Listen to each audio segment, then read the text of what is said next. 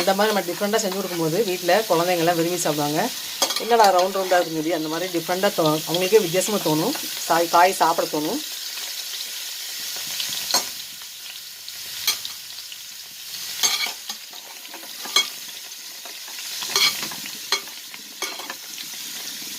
என்னடா வட்டமாக வளையல் மாதிரி நினைக்க வேண்டாம்.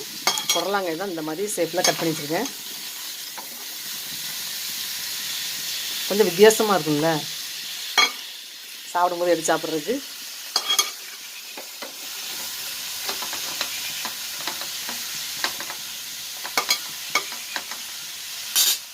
அப்படி வதங்கட்டும். ஞாபக சக்தி அதிகரிக்குமா இந்த புடலங்காய் சாப்பிட்லாம். எலும்புகளுக்கு ரொம்ப ரொம்ப நல்லது இந்த புடலங்காய் சாப்பிடும்போது. அதே மாதிரி